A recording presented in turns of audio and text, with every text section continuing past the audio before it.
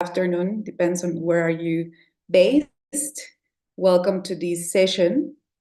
We're going to give 1 minute for all participants to connect. Thank you so much.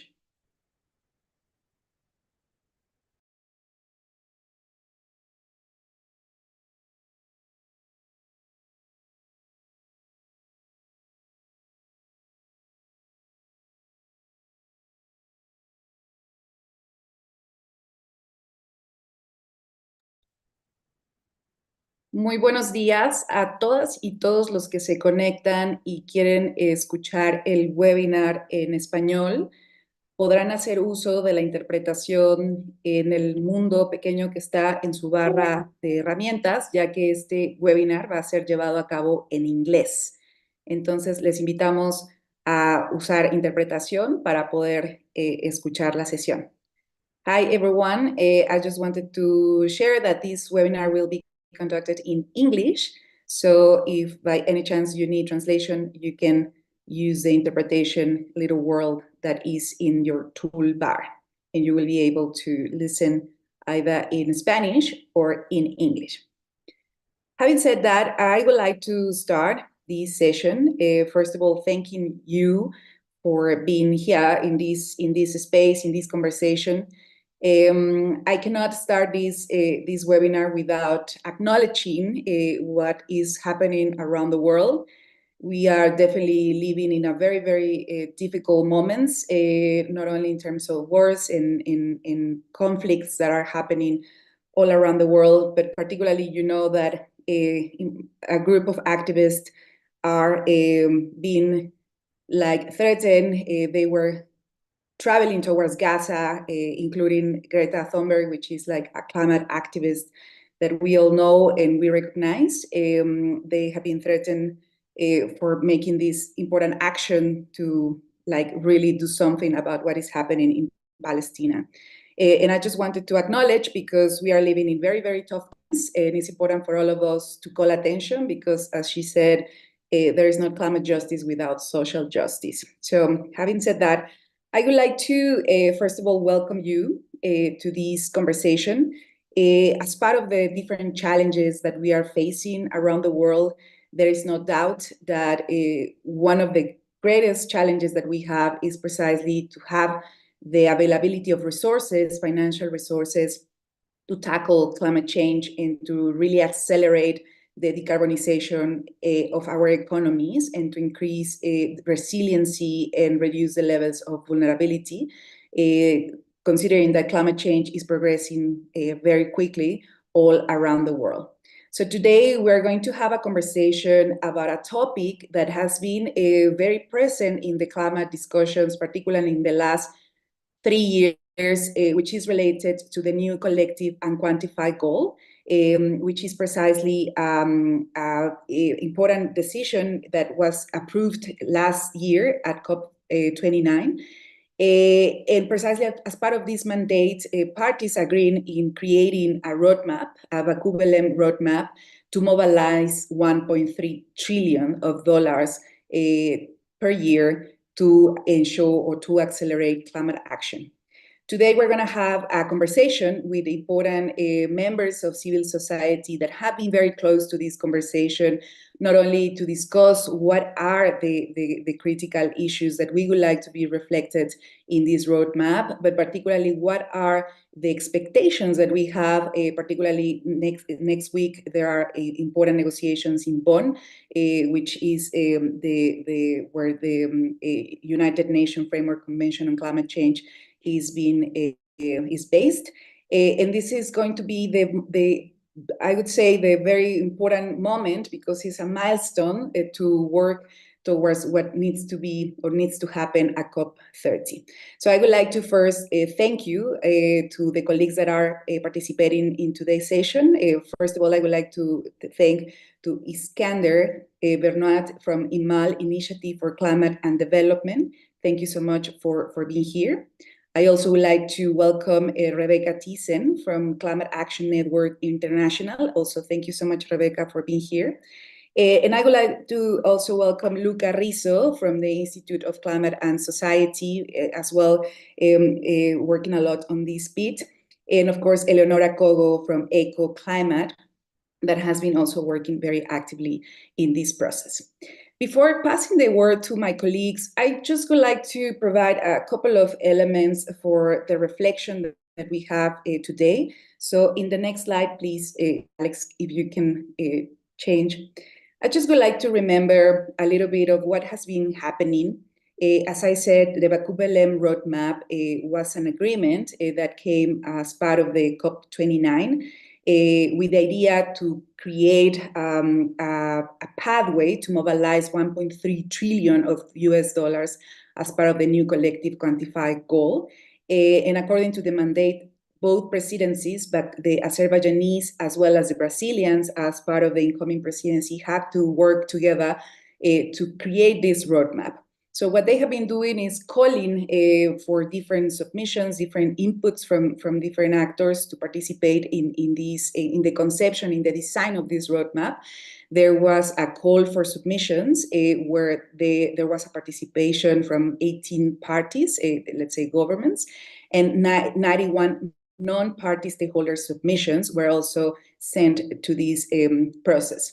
In parallel, there have been different consultations organized and led by the Brazilian government in support with different stakeholders.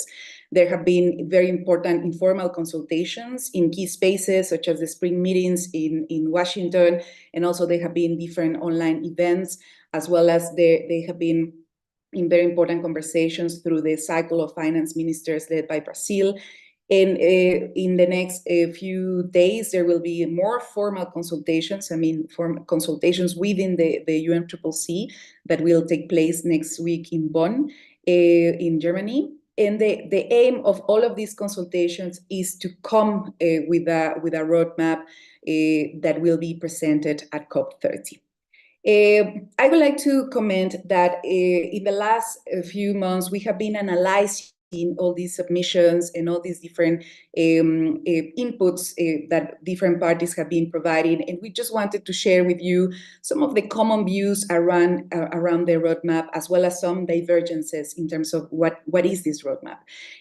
But just very quick common views, there is definitely a feeling that this roadmap has to focus or has to create like a huge push and pressure to reform the whole international financial architecture.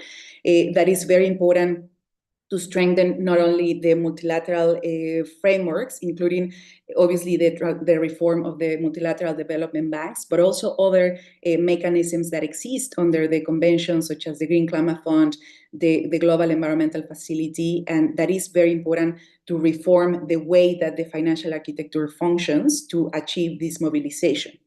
There is also a common perspective about the importance of this roadmap as part of the multilateral cooperation and the need to create better synergies across the different bodies, the different funds, and across the different actors, realizing that there have been important cuts on the aid, official development assistance, and it's important to not only increase the collaboration and the coordination across the different entities to avoid duplication of efforts and to maximize synergies. There is also a strong feeling that this process has to be inclusive and transparent, and that is important not only the participation of governments, but also the participation of civil society, youth, and particularly vulnerable communities that are, at the end of the day, the ones that need to be part of these discussions as well. There is also like a common view about that it's important to innovate the financial mechanisms that are part of this roadmap. There is a common call that it's important to find the right financial mechanisms that respond to the different needs, but at the end of the day, that is important to reduce the barriers that exist to access finance. And there is a perspective that it's important to engage in the right way with different actors, for instance, the private sector, but be cautious about what is the role that they can play, and that is important to strengthen country platforms at the national level. Those are some common views across all these different submissions related to the roadmap, but I would like to then go to the point related to the divergences. according to these different submissions, there are different views, particularly in terms of what is the decision-making process. While some stakeholders prefer a roadmap that is more practical, that is more neutral, that provides different options, that is flexible. Others prefer that it's important to have like a roadmap that is formal and that is adopted formally in the climate negotiations. In terms of the role of private and sector, there are different views about what is the actual role of the private sector and what type of mechanisms need to be part of this roadmap. For instance, some actors prefer a flexible roadmap that has different approaches or different schemes to engage private sector and other actors, while some participants prefer that it's important to have a structure and a transparent mechanism to strengthen, for instance, the public finance as part of the roadmap, and not necessarily open the door to several instruments that can cause, at the end of the day, a deviation in terms of what is the money that is needed. There is also there are different views about what are the principles that need to be part of this roadmap, but definitely the principle of justice and resources allocation is critical. There is a general consensus that it's important to increase the support for vulnerable countries, but there is no quite a solid view in terms of how to do that. Some parties or some actors emphasize the need to have like a roadmap that is justice-based, that really addresses the needs of the most vulnerable. And other submissions talk more about the need to have a more pragmatic, evidence-based schemes like that, like really working with the long-hanging fruits and not necessarily creating like different mechanisms or new mechanisms. But definitely there is a conversation also about what needs to be in terms of consultation and participation. Some actors call for a more open process, like where everyone participates, when other participants prefer a more technical and practical process where like it's a very specific steps as part of this roadmap. So this is just to give you an idea that definitely there is not a consensus about what is this roadmap, how it looks like, what needs to include. And finally, I just would like to emphasize across different civil society organizations, there are also some key demands that many organizations would like to see as part of this roadmap, and it's something that we will discuss today. For instance, there is a huge call that this roadmap cannot be only a number. It's not only about the quantity, but it's particularly about the quality. What type of finance will be counted as part of this roadmap? And there is a strong feeling that it's important that the finance included is fair, is predictable, do not increase debt, and addresses the needs of developing countries. There is also more or less a general vision that is important to have fair and transformative sources. For instance, strengthening the role of public finance and engaging only transformative impact investments in sectors where there is a lack of finance, for instance, adaptation. And actually, the adaptation finance is a huge call for many organizations. That is important that this roadmap closes the gap across adaptation finance and also promotes more resources for loss and damage and transition finance, not only energy transition, but also other type of finance to transit. And finally, there is also this view that this roadmap is important to be implementable in the long term, but also with very specific and clear short-term steps, what is important to determine not only a mandate or a decision in this COP30 that ensures the implementation of this roadmap in the long run. So it's what is needed to avoid that this roadmap arrives in COP30 and then that's it, no? How to ensure that there is a critical mandates to ensure that this roadmap goes beyond the COP30. So these are just general perspectives, just to give you a little bit of the essence around what is the debate across this roadmap. And with this, I would like to then pass to the conversation with our colleagues to not only talk about what are the critical demands, but also what are the expectations for this coming conversations in Bonn, and particularly how can we ensure that there will be like a strong message at COP30 to ensure that this roadmap goes beyond this COP30. So I would like to first give the floor to our colleague Rebecca Thyssen from Climate Action Network to tell us a little bit more about the general views on what are the priorities around this Baku Baku to Belem roadmap from civil society, and what are your general feelings, Rebecca, in terms of what needs to happen and what would be your expectations for this session at Bonn. Thank you so much, Rebecca, for being here, and you have the floor. Thank you so much, Sandra, and thank you to the GFLAG team for the invitation. Very happy to be here and looking forward to the discussion. So maybe before commenting exactly on our expectation and vision around the roadmap, I think it's important to remember where we are starting from, right? And where the roadmap is embedded. And as you were saying, it's in the NCQG decision that was taken in Baku. And the first thing to flag is that for civil society, for CAN, this decision is largely inadequate in terms of quantum, in terms of quality, in terms of responsibility. I won't go into detail into that, but I think it's important to remember that that's the context we are in, right? And on top of that, as you were alluding to in your introduction, we are facing a wider, very complex and uncertain geopolitical context today, with a lot of uncertainty, retreat of international cooperation, and ongoing genocide, etc. So I think we have to be clear of the context in which this roadmap is being discussed, right?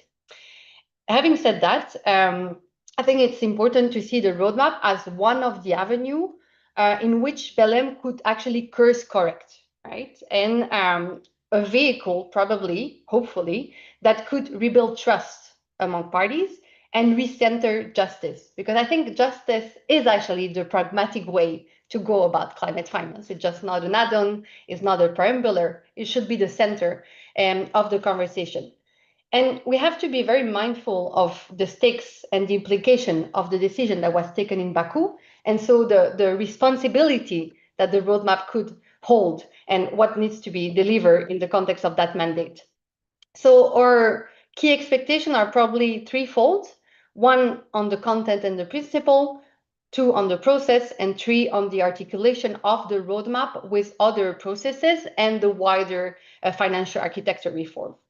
On the content and the principles, it goes without saying that the roadmap should be embedded in CBDR, so common but differentiated responsibilities and equity. And I think because of the amount of unclarity and question we have left with the Baku decision, the roadmap could really be the opportunity to clarify how to scale up qualitative climate finance. And you were talking about this kind of discussion between quality and quantity. When it comes to quality, there are interesting elements in the paragraph 27 that states the roadmap, such as grant-based finance, increasing fiscal space for developing countries, and those need to be translated into concrete targets and milestones. So, for example, defining the public finance component in grant equivalent terms of the 1.3 trillion target, in line, of course, with Article 9.1 of the Paris Agreement, that's central and a very important obligation of developed countries. We could also have clear indication on the grant-based finance component of that target and translating that for mitigation, adaptation, loss and damage, as well as just transition, right?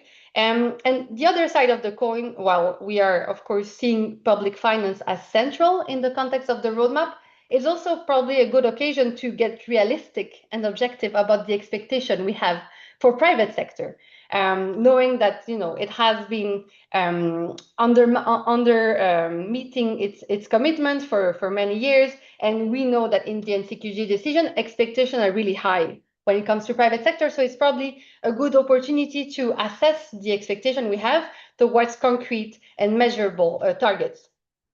Another important element, I think, that's still missing for many, many years in the climate finance conversation is the question of the definition of climate finance. What are we actually talking about? And the roadmap could be one space connected to other spaces where this conversation needs to be happening to really clarify what it is that we're talking about and what should be excluded from the framework.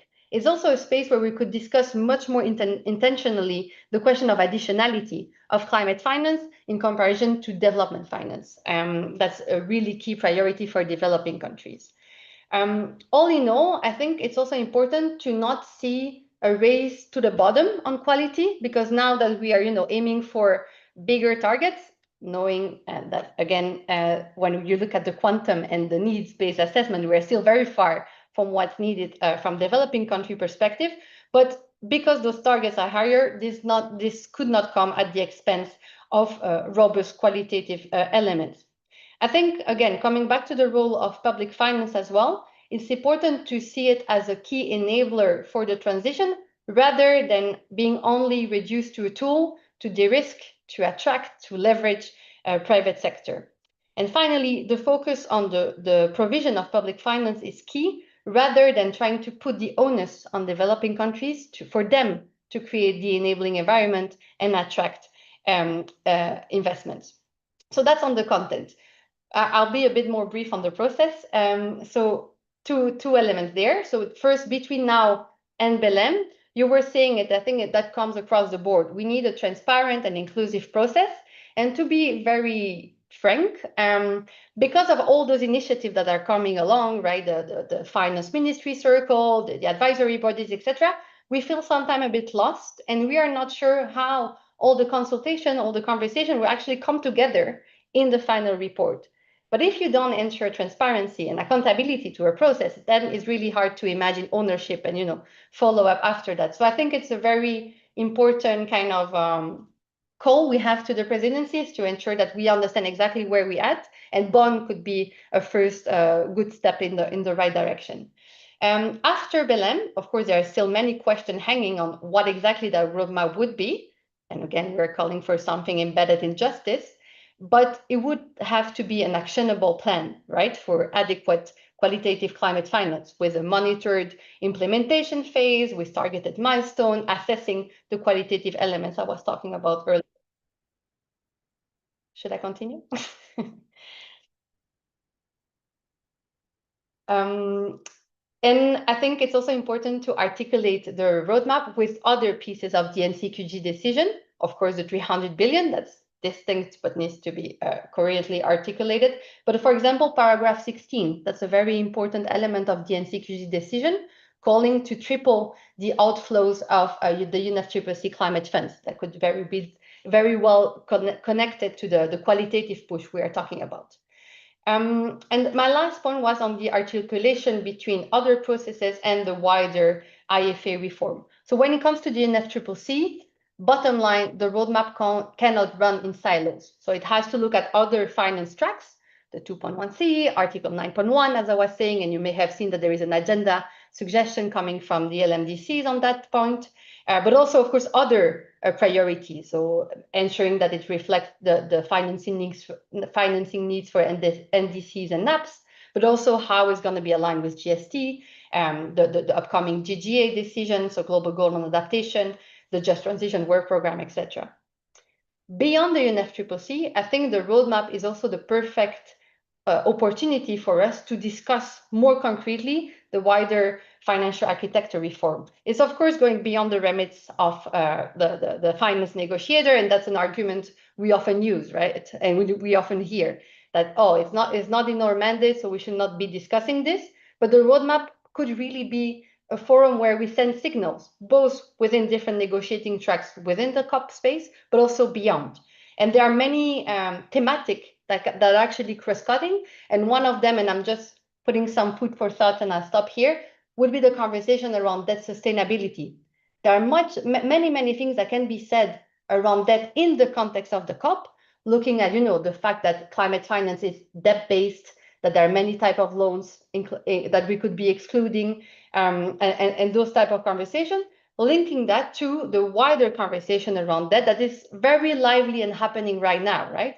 How to reform the current debt architecture, how to discuss the high cost of capital for developing countries, etc., etc. And I think having maybe a thematic approach for the roadmap to discuss concrete topics between the UNFCCC space and other spaces could be a very constructive use of our space and energy. So thank you. I'll stop here. Thank you so much, Rebecca. And also thank you for also addressing very clearly what are the critical elements for content and what needs to happen at the process level, because definitely there are two elements that need to be part of the package. And also thank you for addressing this point that for those that may not be familiar with these numbers, like when this roadmap was established for 1.3 trillion, there was a feeling that was not enough because one of the demands was at least between 5 and 6 trillion, what would be needed to actually address the needs of developing countries. So definitely there is a massive gap still in the context of the roadmap. But there are several approaches, as Rebecca was saying. There are different views, and I would like to invite Iskander. That Iskander has been also very active for the creation of this new goal, and now we would like to hear your views on what is really the not only the expectations, but what can be critical for instance, for the African countries from Africa, what would be critical to have as part of this roadmap. What are your expectations, and yeah, like what in your point of view is needed to achieve at this COP30? Iskander, thank you so much for being here. You have the floor. Thank you very much, Sandra. Hopefully you can hear me okay. It's a pleasure to be here, and thank you for having me. In terms of the question asked, I mean, I'm speaking here in strictly a personal capacity, or in my capacity as the director of a non-governmental think tank, and not on behalf of any government or group of governments. But with that said, I think there is a legacy of clarity from African countries about what is sought in terms of climate finance from this UNFCCC regime. And it dates back many, many years. And a lot of it is rhyming, shall we say, with the demands from other parts of the Global South and the G77 as well.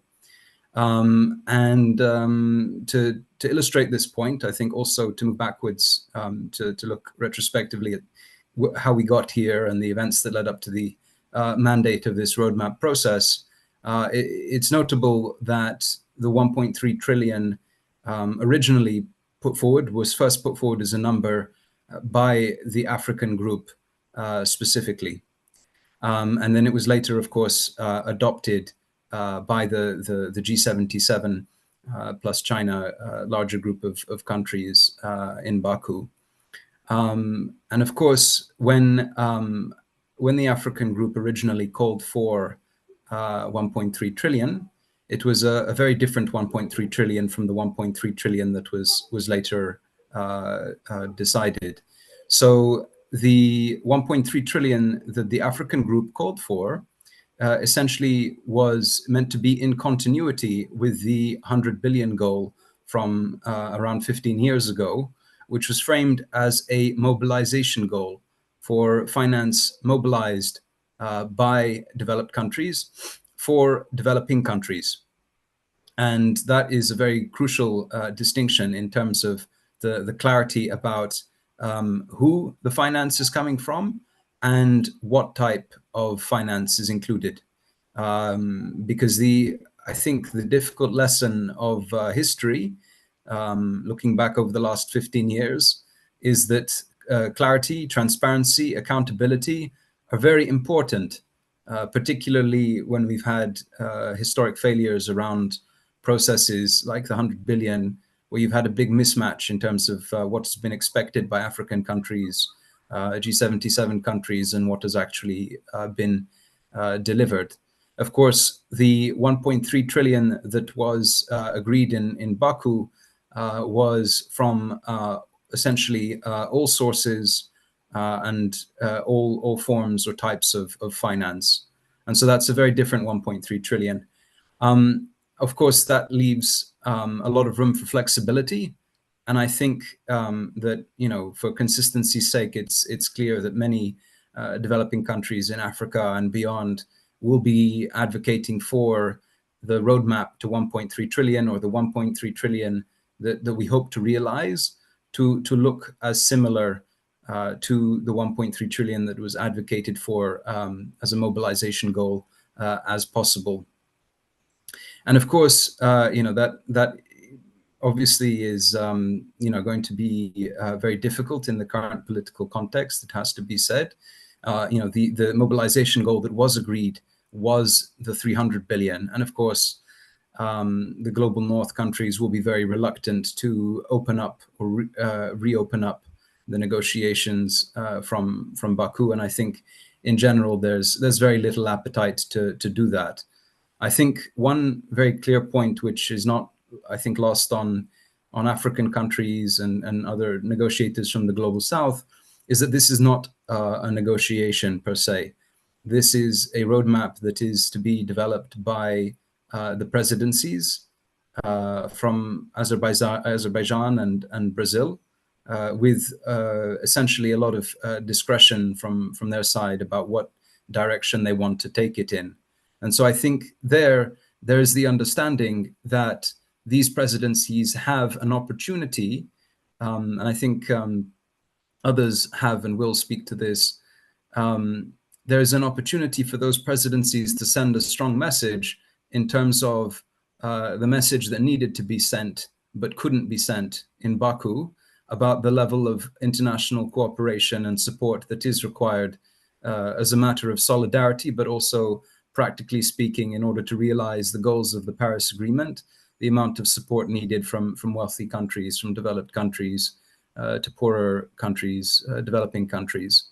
So I think that is going to be absolutely crucial, and nothing would stop the Brazilians and the Azeris, if they wanted to, from sending the strong message on a needs basis of what the developed countries should be putting forward to meet the 1.3 trillion. And there, I think it's about quantity and it's about quality. Of course, when the African group was calling for 1.3 trillion last year, they actually nuanced that or broke it down with a relevant decision from the AMCEN, the African Ministerial, prior to the COP, which specified that the 1.3 trillion should be the mobilization goal with a provision component to be regularly reviewed, and I quote, to reflect the evolving needs of developing countries, delivered mainly through concessional finance and grants, in particular for adaptation and loss and damage. And so that mainly delivered in terms of grants and concessional finance will be something that developing countries and African countries certainly will wish to fight for. Because in the absence of that, essentially what that means is that the 1.3 trillion would be funded primarily through non-concessional finance, loans at market rates, and particularly noting the emphasis there from the African ministers about adaptation and loss and damage. I think those are key gaps which the roadmap can look to. And I think maybe we've seen some indication that the presidencies might be willing to sort of look at some of these thematic areas in separated terms. But I think that we can by no means take for granted that they would approach it in an approach that's based on principles of equity. I think in terms of formal engagement, I think the loan submission from African countries, if I'm not mistaken, around this Baku to Belem roadmap is the one from Morocco, where they did specifically mention the importance of providing roadmaps for scaling, not just finance across all thematics, but specifically for mitigation, for adaptation, and for loss and damage on a respective basis. And I think it's very clear with the growing amount of literature and analysis in this space that equitably financing adaptation and loss and damage entails hundreds of billions in grant equivalent financing, if not trillions, moving on to the 2030s. And that's obviously something which I think we need to wrestle with, because in the absence of that, we essentially have African countries and other developing countries paying for damages which they did not create, and essentially paying for the emissions of the global north, when the global north is not transferring those resources and paying for its pollution. So I think those are very key principles that myself and other Africans will be looking out for as we approach Bonn. And I think there's a lot to play for, because essentially the big question that I'm asking and others are asking is, is this going to be a roadmap that actually seeks to take us to a more progressive bearing of the costs of climate change? Or is it going to be one that entrenches an unjust status quo where the victims of climate change are made to pay for the damages? So I think I will stop there. And of course, recalling Africa's unique vulnerability in this climate crisis that we're in, and the loss and damages that we are already facing as a continent. Thank you, Sandra, and back to you. Thank you so much, Iskander, and thanks a lot also for remembering the different number that we have now in relation to what was expected at the beginning, and that there was always a conversation that how much will come from developed to developing countries, and how it was important to fix the problems or the challenges that we faced with the 100 billion. And what we have so far is something that didn't give us the solutions that we were expecting. And I think this is the sense or the feeling that we are sharing, not only in Africa but in Latin America, in Asia, that the what we have now is not solving the problem, but is okay. What we have in our hands is opportunity also to give elements for this roadmap to be at least respond to those challenges that we were trying to address in the negotiation. So thank you so much for bringing these points, as well as the principles. And I would like to also welcome Eleonora Kogo, that has been also very active in these conversations. And also we have been discussing a lot about the challenges and how to ensure that developed countries take these what is the perspective from developed countries. And Eleonora has been working a lot analyzing the perspectives in the EU, European Union. And I would like to also welcome you, Eleonora, to share your views about not only these challenges, the expectations, but how do you see the role of the European Union, particularly in a moment where we are also facing challenges in other developed countries, such as the US and others. So how do you see things, and what are your perspectives for Bonn? Thank you so much for being here. You have the floor. Thank you, Sandra, and all the GFLAG team. It's a great pleasure to be with you today, and be part of this kind of conversation about the Baku to Belem roadmap. And I think I kind of very much agree with what was said earlier in terms of the importance that we just don't focus exclusively on the scale, but also on the structure and equity, and in the end also about the credibility of this roadmap. So let me just make sure that English is selected so that you can catch what I say. So I will try to give a bit of a sense of where the EU stands, and driving very much from what they have submitted publicly in the consultations that were held in the last couple of months.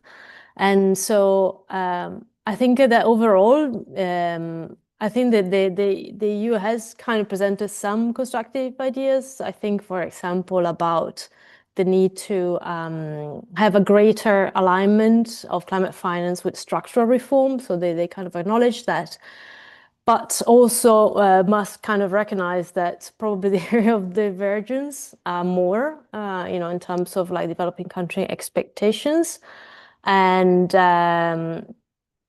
that it doesn't really kind of live up to and try to respond to the really realities and priorities of many, particularly the most climate vulnerable countries and communities. So to look a bit more in details, what I have put forward, I think there is a very kind of overemphasis on the role of private capital, and catalyzed investments is really focused on that, the submission. So, mobilizing private finance, special institutional investors, the role of, enabling environment, regulatory reform, risk reduction, this whole of government approach, like country platform to attract institutional investors. And I don't think this is something new. This has always been kind of a recurring position. And I think in general, I think everybody recognizes that the private sector has a role to play. But however, it is a bit striking, the absence, on the other hand, of how does this fit with a more kind of clearly defined, realistic, and complementary role to public finance. So especially, so for me, it was a bit striking, this kind of one-way focus, particularly at the time where we even kind of noticed the World Bank kind of recognizing a bit the expectations that were set in the past regarding billions to trillions and so on haven't really materialized. So yeah, this is a bit of a odd, and this idea that we see there is private finance flowing, but it does go where returns are highest, the lowest risk, and not necessarily where needs are greatest, and certainly not those of the most vulnerable communities, and on adaptation and so on. And so this is a very kind of at odds with positions that were put forward by developing countries that obviously stress more the role of public grant-based concessional finance being at the foundation, particularly when it comes to obviously adaptation, and then see more private finance as playing a more complementary role. They've also mentioned an alignment with all the external initiatives. Just to mention a few, the G20, different roadmaps, NDB reform, Bridgetown Initiative, Paris Pact for People and Planet, Coalition of Finance Ministers, and so on. And they were very kind of also clear that those conversations, while being relevant and need to be kind of acknowledged and recognized, they should also continue to take place in the respective fora. And so I think this is another point where I see I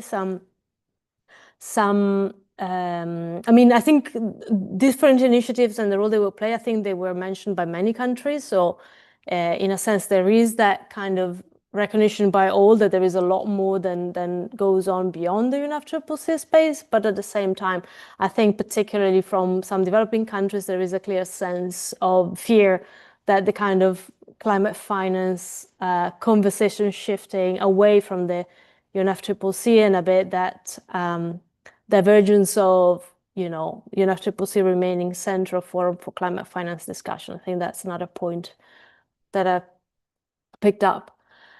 In terms of the role of concessional finance and the old debt sustainability, I think there is a recognition of the need to address high cost of capital and debt as kind of factors that are clearly limiting access to climate finance. But beyond the kind of a mention and recognition of these debt burdens, there wasn't really kind of a full elaboration. So, there was a mention of recognition, the need that should play, particularly for adaptation finance, that public finance remains crucial and so on, but it wasn't as central as put forward by other parties. That clearly, particularly developing countries, obviously demanding a more clarity on this, and developed countries to pay their fair share, and calling for more kind of predictable and non-debt creating finance. Notice also a passing mention on innovative finance. They mention a number of instruments that have been put forward in recent years, initiatives, just to mention couple of example, green bonds, need for price on carbon and so on. But it also struck me also a bit of a lack of something really innovative. It was something really new and additional, in terms of the sources that were mentioned. So not very audacious there, and hopefully something that linking it particularly on the need to kind of creating debt relief measures where I think there is room to be more courageous, especially because we're not asking from we're not looking at 1-2 years, we're looking at 2020, 35, and so there is plenty of opportunity also to think a little bit beyond what has been tried. In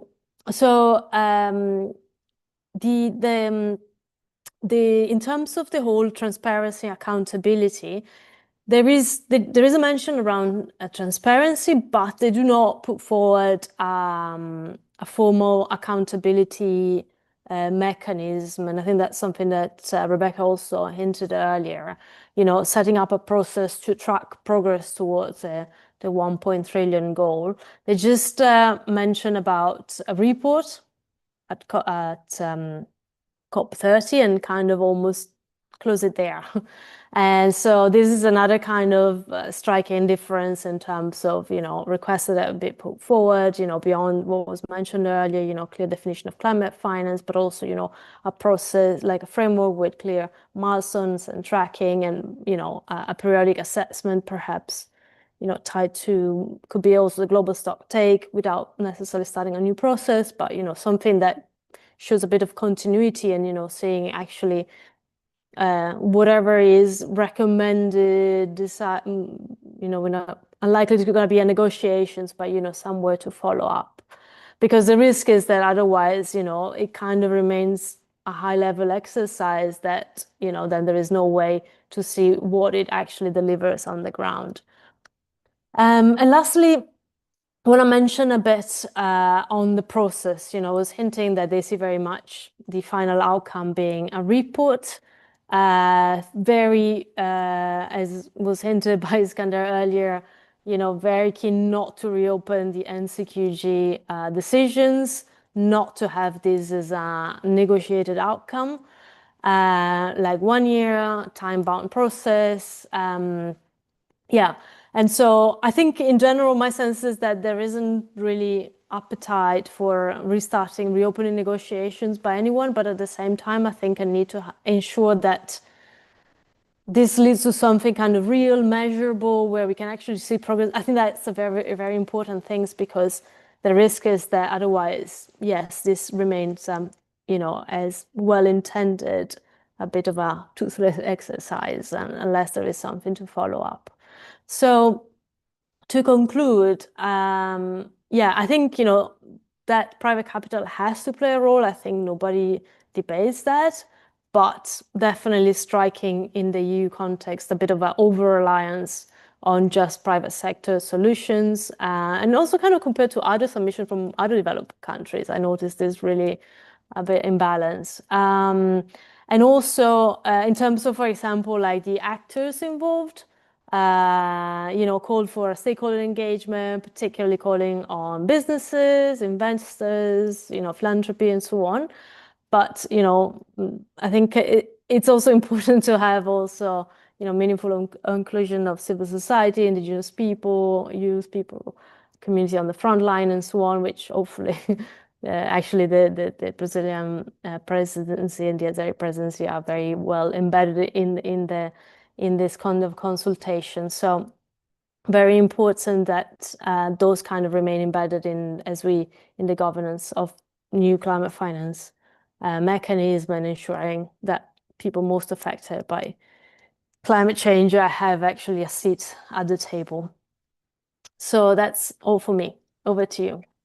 Thank you so much, Leonora. Thanks a lot, and also for bringing these different approaches that the European Union is providing in the submission and the different views. And also, just to remember, you can add your questions in the Q&A section, and I will go to them just now. But I would like to then pass the mic to Luca, and we have been talking a lot about a process that it's it's not an easy process, but now it's in the hands of Brazil, and obviously the presidency of Azerbaijan. But obviously Brazil has been playing a major role as incoming presidency of COP30, and we would like to hear what are your perspectives in terms of what has been happening. What do you think about the leadership of Brazil? What are the challenges that you see ahead? And also, what in your point of view could be like, yeah, for instance, in terms of the expectations, what can happen in Bonn that can accelerate these conversations? And thank you so much, Luca, for being here and for sharing with us your thoughts. You have the floor. Thank you, Sandra, and all GFLAG team. Always good to be in touch with you and partnering. Always good to also to address some comments to our Latin America community. Bom dia for the Brazilians in the call. It's been a busy year, a year that we are building on several themes of the G20 agenda, but we are all excited with with a lot of the initiatives that we have to develop. Just 1 second, confirm my speaking language here. 1 second. It's not Portuguese. Yes, I found it. Okay. Well, the whole context, I guess it was really wise that the NCQG decision gave that this last initiative on the roadmap. Otherwise, we would have a lack of credibility in the whole process because the target that was created was not sufficient for developing countries and from a developing country perspective. So giving this mandate to COP29, COP30 decision was a very wise decision so that we can trust in the process. And now we're moving to 10 years of the Paris Agreement. And as you are aware from the narrative that the Brazilians are pushing forward, we intend to launch a sort of implementation time, a Belem plus 10 agenda. So right now we have all the rules of book that have been set. Let's now face and go to the actions. And finance plays a necessary role to that. And the roadmap would be one of the main deliverables of this COP. So we are putting a lot of energy on that. It will be a huge challenge because we need to transfer and to create actions that will change from a $300 billion to a 1.3 trillion. That's not easy. Mostly in this geopolitical context that we are facing with reduction of ODA, increase of security expenses, and all the trade war involved. So you see commitments from the developed countries to the climate agenda are reducing. But the good news is a lot has been done. We can build in several of the outcomes that we succeeded last year in the G20 agenda in terms of climate finance. But not only, there's several ongoing initiatives for a long time now that are pushing forward some of the discussions that will be touched in the roadmap. And just to mention a few, we have the Bridgetown Initiative, we have the Coalition of Finance Ministers, we have 4P, we have also the OECD Community of Practice in terms of private finance. So we're not creating anything new. We're not reinventing the wheel here. So we need to see the roadmap as a big umbrella to reunite all these efforts that has been evolved since 5 or 10 years until now. And also important to make it very clear, the roadmap is not a COP agreement. So that makes our life much more easier. This should be aligned between COP29 and COP30 presidencies. It's far easier than having a 196 countries agreement. But of course, if we need to present a report that will be at least credible, we need to create good agreements with certain countries. And I think in our experience here and talking with the Brazilian presidency, they are doing a great job by creating these mutirão and circle groups in which they are inviting different types of actors to discuss the main priorities. And in terms of the governance on the roadmap, the Brazilian presidency, as the NCQG gave the mandate, will be the one responsible here in Brazil. So the final decision will be on André Corrêa do Lago's shoes. So the COP30 presidency will produce the final roadmap. But in this spirit of engaging different actors, André Corrêa do Lago invited the Brazilian Ministry of Finance, Fernando Haddad, to create the Circle of Finance Ministers to highlight the importance of bringing ministers of finance to discuss climate, and something that the coalition of finance ministers are doing for a long time. But it's important to bring that to the COP process and to the COP discussions. We discussed that last year in the G20 by bringing together NTF Clima, Ministry of Finance, Environment, and External Affairs to discuss climate. And somehow we will have, again, this collaboration between these two ministries. So the Circle of Finance Ministry will play a key role here, because it will produce the technical report that will feed directly into the roadmap. So the Minister Haddad invited around 30 countries to this circle, among developed and developing countries. So there's these both perspectives in the group. And the circle will produce a report from now until September in terms of 5 different priorities. And it's important to mention that adaptation and forest should be considered as transversal themes within these 5 priorities.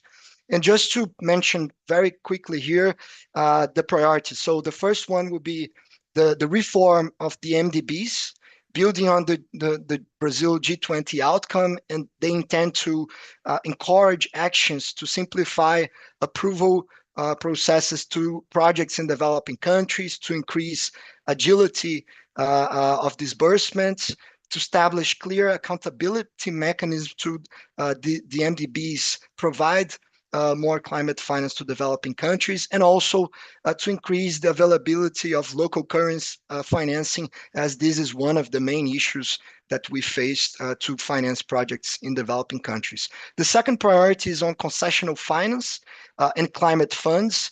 In climate funds, there's a will to build also on the G20 outcomes of last year that produced a series of actions that the vertical climate funds can employ to facilitate the access to the finance, but also concessional finance as a broader perspective, including exploring new sources of concessional finance, such as the levies on aviation, on maritime fuels. So there's also this will of expanding the sources and not only building on the vertical climate funds on existing sources. The third one is on country platforms, and also there's an intention to boost domestic capacity to attract sustainable investments in developing countries.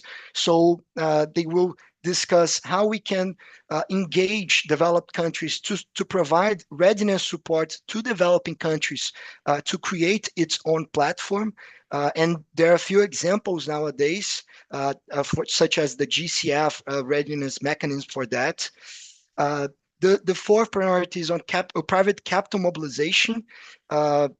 So there's encouragement of expanding the issues of green, blue, biodiversity, and transition bonds, and also enhancing the expansion of DFIs to leverage private finance, and also create risk sharing models. So how can we use $1 public dollar to leverage 10 public-private finance. And lastly, there's the fifth priority on regulatory frameworks related to climate finance that intend to work with prudential rules. So the role of central banks in shaping regulation to drive finance to climate projects, and also carbon markets and taxonomy by discussing interoperability and complementary approaches to enhance the flow of funds to developing countries. In terms of the timeline, so we will have the Bonn meetings soon, and there will be an open consultation with countries on June 16th. So that will be one of the main the first interactions between COP30 presidency with the country. So a lot to hear and to expect of this meeting. On June 19th in Bonn as well, there will be the first in-person CSOs consultation organized by the UNFCCC. So this is an invitation for all of you. I can share also the link in the chat. Financing for development in Seville. In the end of June and beginning of July, there will be the second meeting of the Circle of Finance Ministers to discuss the first draft of the report. And they will also use the New York Climate Action Week, the New York Climate Week in September to have final consultations. And the idea is that the Circle of Finance Minister report be launched during the annual meetings in October. And I would also want to use this space here to mention that in the Circle of Finance Ministers, there is the civil society group. We organized a webinar last week to present the priorities. I can share with you soon the recording for those who are interested to get the ideas that the Brazilian Minister of Finance is presenting in terms of these 5 priorities that I mentioned here. But I would like also to encourage you to share your suggestions in the online questionnaire that the Brazilian Ministry of Finance has also launched. This public and online consultation will be available until June 25. So would be great to have your support and your engagement and your suggestions of actions that this report can explore. I will stop here, but I would be happy to answer any questions or comments at the end. Thank you, Sandra. Thank you so much, Luca, and thanks a lot because we already addressed one of the questions in the chat about like what is going to happen in Bonn and other major milestones that you are mentioning, like in the weeks and months ahead. And to really go towards this next round and really, first of all, thanks everyone, because as you can see, like we are discussing about different approaches and different views about what needs to happen in the context of this roadmap. Some of them are very complementary, but definitely there are different views and different elements that the different not only parties but different groups are hoping to have in the context of this roadmap. Luca was talking about what Brazil is doing, but definitely, for instance, working in the context of Latin America, Latin American countries, for instance, ILAC as a group also presented a submission where they have been talking a lot about, again, the quality of finance and the need to address the disenablers, the cost of capital and the access to finance, and that is not only about really increasing the money, which is critical and very important, but it's more about how the resources have been allocated and the role of transparency. Like everyone has been talking about trust. How can we build trust across the different actors, and how can we have clarity that these flows will mobilize, but who is accessing to these resources, and how to ensure that really the resources are arriving to where it needs to be arrived. So some of these issues are also addressed in the context of the submission from ILAC, which is a negotiating group from Latin America. And I would like to go towards a question that was in the chat, but also a couple of other questions that we received online. The first question is precisely about getting or knowing the major concerns or the major problems that we faced with the 100 billion, what needs to happen? What needs to happen to ensure that that this roadmap includes or learns from the previous failures, let's say, and what is the role of civil society in this context? Is a question that Natalia is posing in the chat, really trying to say what is what we can do as civil society or non-stakeholders to really push for a better outcome in the context of the roadmap and also beyond. So this is one question, and the second question that we would like to hear from you, probably precisely preparing the conversations towards Bonn and other important milestones, is if you can like define what is kind of what are the two critical elements that the roadmap has to consider, what would you say are the most critical elements, like considering also the goals, no, that this roadmap pursues, because there is a difference between this roadmap and other major, for instance, Article 21C, that for those that are not familiar, Article 21C is inviting to transform or to make all financial flows to consistent with this low carbon development. But the roadmap is embedded in the context of the NCQG and the need for like to address or to support climate action in developing countries. So in your point of view, what would be like the two critical elements that you would like to see in the roadmap? And any other comment that you would like to provide, any other reflection, probably based on what the other colleague said, to start closing this session. So I would like to start with you, Rebecca. Actions from civil society. What are your two key priorities, and any other comment that you would like to share with the participants? Thank you.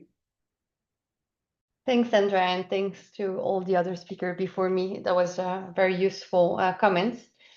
So regarding the first question, of course, there are many things to say, and I think it's good that already in the question there is a recognition that we need to take a lot of lessons from the previous climate finance goal, and there are many things we can learn from the 100 billion goal. So not to being too long, I think on the technical level, we need to be much stronger on the question of accountability and transparency. So be much clearer on who is responsible for what, and find a way to measure that, and then to ask for, counts when the time comes every year at COP. But also, again, coming back to the question of the definition, what we are actually talking about, because we have to be clear that it's not a coincidence that we still don't know what we are talking about when it comes to climate finance after so many years. It has been intentional, because the vaguer you remain, the more you can do whatever you want, right? And account everything under the sun as climate finance. And it goes until ice cream shops, right? If you look at some reports and articles. So I think we have, as civil society, to take our own role and responsibilities to ask for much more clarity, transparency, and responsibility. At the political level, I think we also have a job to do to challenge the narrative. First, we have to challenge the narrative that there is not enough public finance, right? We know that there is enough public finance. We know that, that there is more and more wealth in the world, that there are trillions of finance flowing every year. So this is not a problem. It's a problem of political priorities, and the fact that currently global North government, at least, do not see international cooperation as the way forward for climate action. And that needs to be challenged and put as it is, rather than, hiding themselves behind the fact that there is scarcity, liquidity squeezes, etc. And that's true for COP, but if you look at other spaces, such as the FFD conference, it's exactly the same narrative and the same tactics. So I think we also have to connect the dots and highlight those attempts to erode responsibilities and diminish the role of public finance. Not saying that there are not a role for private sector, as Elena was saying, but we have to be clear what type of instruments, what type of channels is needed for what. And when it comes to the two priorities on the roadmap, I think I will skip that one, because if we fall into the trap of trying to prioritize few elements in the roadmap, we miss the point of what the roadmap should be doing. And then, we can just repeat one kind of report or small processes that's a side of the real challenge we need to tackle. So either the roadmap is transformative and centering justice and answering kind of the gaps that we were left with the Baku decision, or there is no point to have a roadmap, to be very frank. Thanks. Thank you so much, Rebecca. Thank you for these remarks. I will pass it to Iskander. Yeah, no, thank you, Sandra, and thank you to speakers. I think I'll definitely join the spirit of I think everything that Rebecca just said. Maybe to pick up on where she left off, I think she pointed to a number of different things that civil society must be doing, and I think rightly so. And I think, to my mind, this also suggests what we need to see from the roadmap as well. I think we can't have a roadmap that does not make clear that developed countries have a responsibility to pay up at scale in terms of hundreds of billions in grant equivalent resources per year, which is a far cry from obviously what we see today. So the roadmap needs to be clear about who needs to pay up. That's one thing. And then the other thing it needs to do, which is linked to that, of course, is to say how. And I think a number of developing countries have been clear about this, and also civil society has done lots of research as well. I think we need to be conscious that the developed countries would love nothing more for this to be a conversation about enabling environments for private finance. The developed countries would love for it to be a conversation about carbon markets, about the potential role of central banks, and all of these things are not inconsequential. They're very important. However, they are instrumentalized in these negotiations tactically by developed countries to distract from their responsibilities. So what we did see during the COP in Baku was that the developing countries, or a number of developing countries like Kenya, Barbados, Colombia, when they initially proposed the roadmap, they were looking for a roadmap that would make it clear the actions that developed countries could take to put the necessary public finance forward in terms of redirecting their public spending away from things like fossil fuel subsidies, which are obviously causing a lot of harm in the world, and which, you know, if you eliminated fossil fuel subsidies in the EU and the US alone, you would already have over 1 trillion in grant equivalent resources per year, according to the IMF papers on the subject. So, you know, I think there's a tendency to look away from the core of the issue and some of these potential mechanisms, which hopefully the roadmap can make very clear in terms of fiscal measures that can be undertaken in developed countries. And yeah, I worry that if that's not the case, we will see a roadmap that increases indebtedness and you know, prolongs injustice and just you know, provides cover for inaction on climate change. That's what I want to see. Thank you. Thank you so much, Iskander. And also, I think one of the critical points that you are also bringing, as well as Rebecca, is this point of the narrative, no? Like, there are a lot of things that have been said across all these years, like around the scarcity of resources, but it's how to really navigate those narratives and really like play in the context of what is real, no? What is really happening, and where are these conversations happening, or what they are coming from, no? Like you are emphasizing that the NCQG, all these discussions were framed to ensure that developed countries could play a major role in now it seems like there are other conversations happening that are kind of deviating that attention. But it's how, I mean, the mandate already talks about the participation of private, public, national, international resources, how to navigate those challenges when we have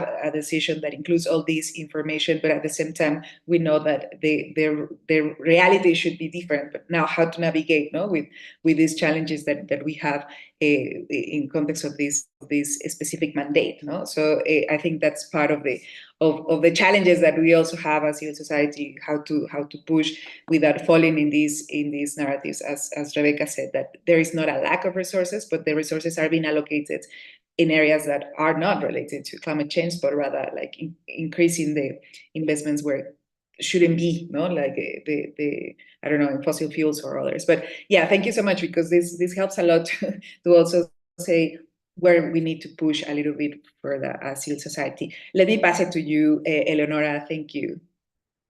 Thank you, Sandra. I think from my side, I would say, well, maybe just kind of to point out also the fact that as Luca was highlighting earlier, you know, there is a very nice an open space for civil society to provide input on the roadmap. And this, just to say, you know, this hasn't always been the case.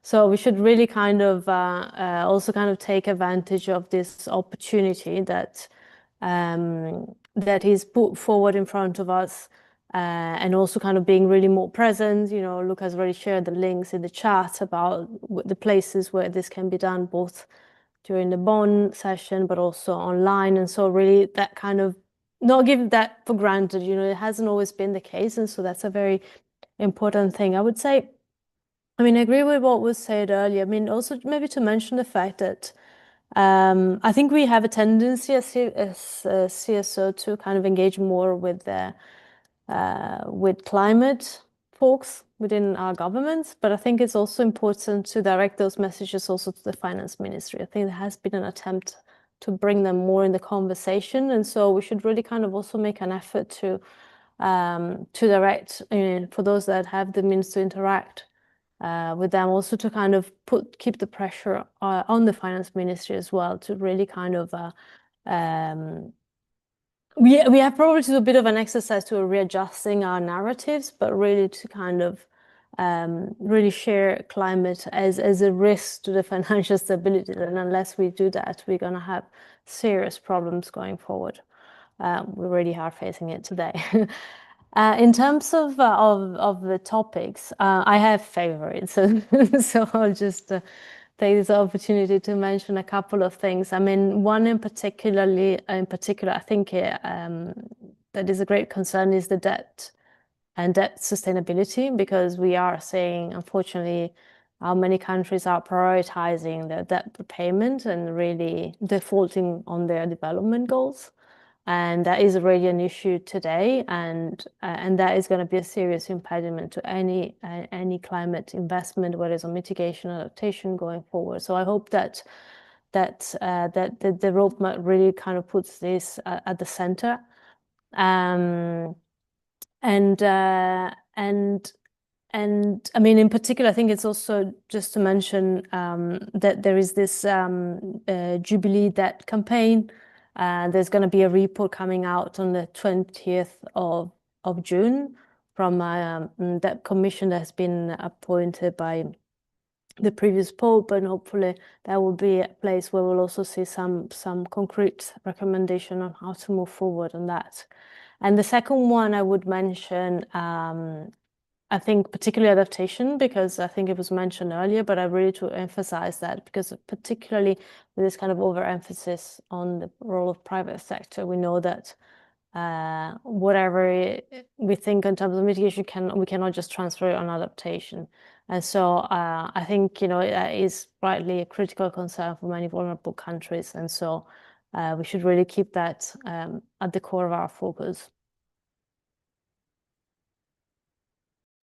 Thank you so much, Eleonora, and thanks also for highlighting. Probably the question can be, what cannot be excluded from the roadmap, no? Like what needs to yes or yes be there, obviously along other different points, but thanks a lot for bringing this element of debt and really addressing the adaptation finance gap, which is a major issue, and also the key moment that we are living now in the Jubilee year, which is also going to be an important moment to keep pushing this narrative.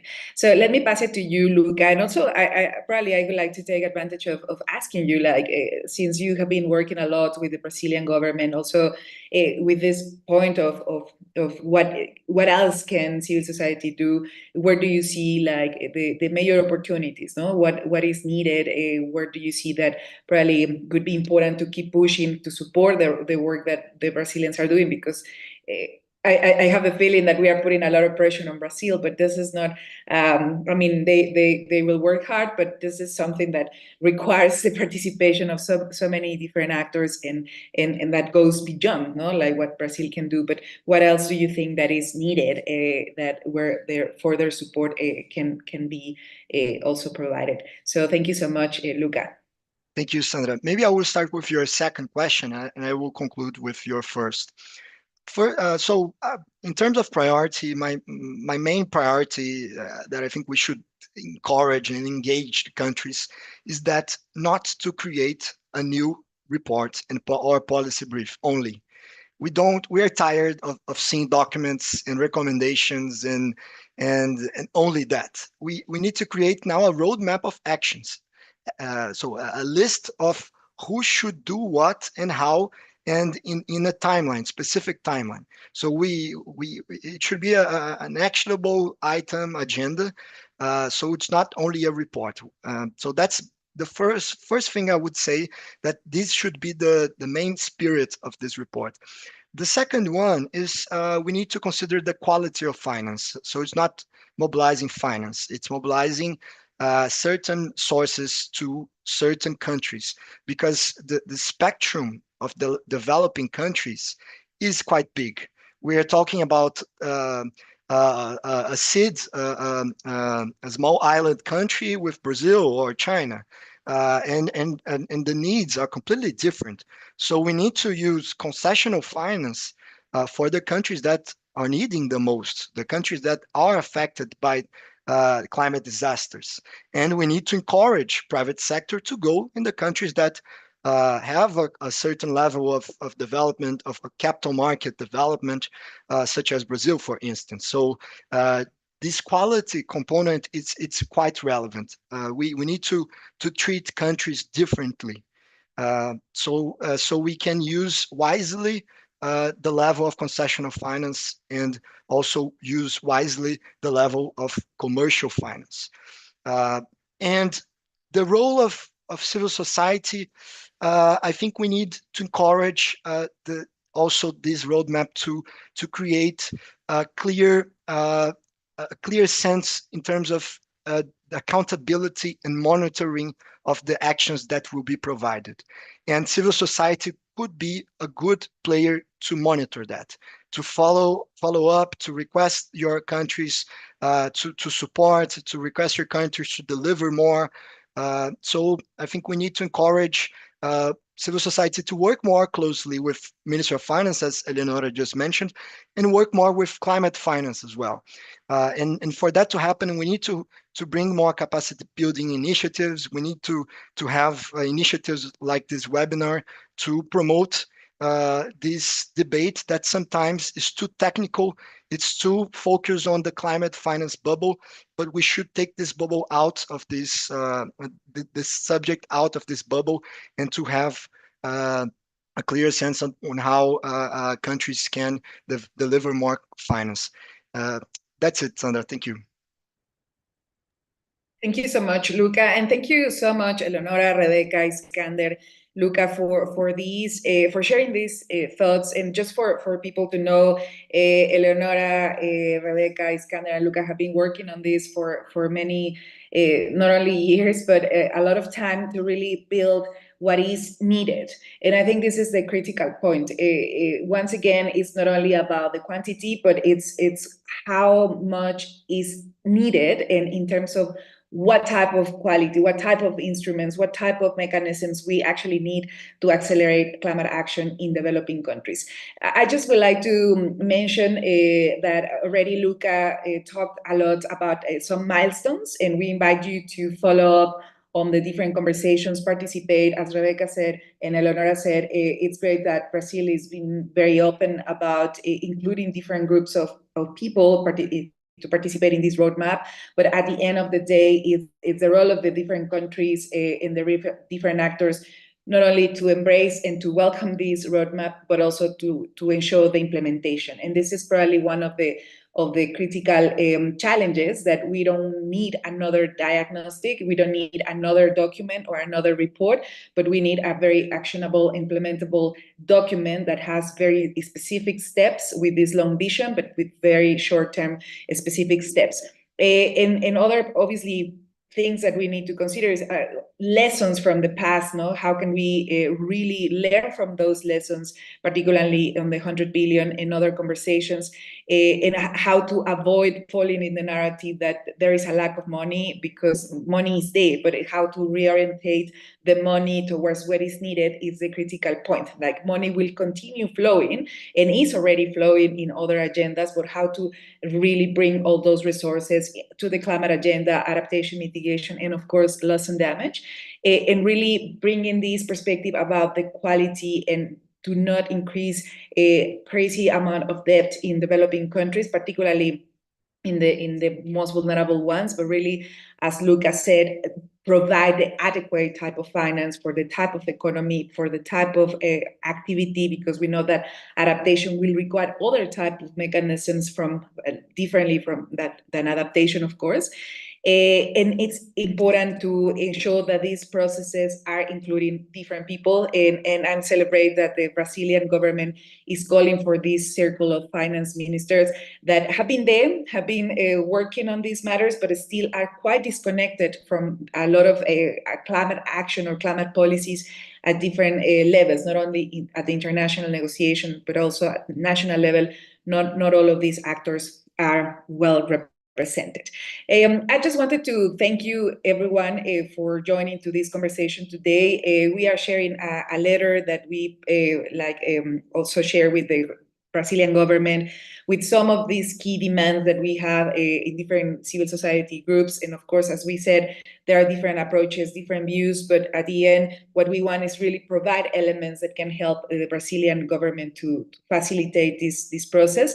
But it's the role of all of us to push the countries, our countries, developing countries, to really address the challenges that we are facing, and work together to avoid that this conversation, we know that it's not going to be a negotiating item, but will be a report or something that at the end we have to decide what to do with it. No, are we going to welcome it and put it as part of the process, or how to ensure that this roadmap will be implementable if we don't have like a legal framework to put this in the as part of the process? No, how to mandate the right actors to implement something that is not necessarily embedded in the actual legal system, let's say. So I think these are part of the conversations that we will be having in Bonn, what can be done, and of course, very happy to continue these conversations. We are going to have another session like this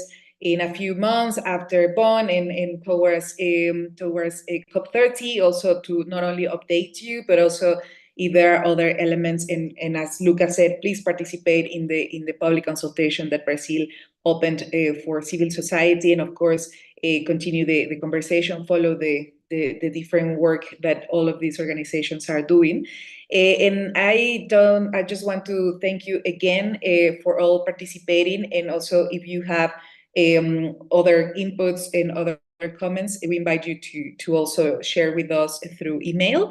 And the final point that I wanted to make, on the 25th of June, we are going to have another webinar on the Finance for Development Summit, the FFD4 that Rebecca mentioned a couple of times, because it's another very, very important moment where it is important to bring all the climate finance discussion, because as Rebecca and Luca and many participants said, we need to continue connecting the dots across all these different processes. It's impossible for only one process, such as the convention, to solve all the finance like challenges. We need to talk about the financial reform, of course, the FFD4 about finance for development, and also there are other spaces such as the tax convention that is also very relevant for this conversation. So we invite you to follow on the work, and we want to thank you not only from GFLAG, but also from RedFis, the Latin American and the Caribbean Network for a Sustainable Finance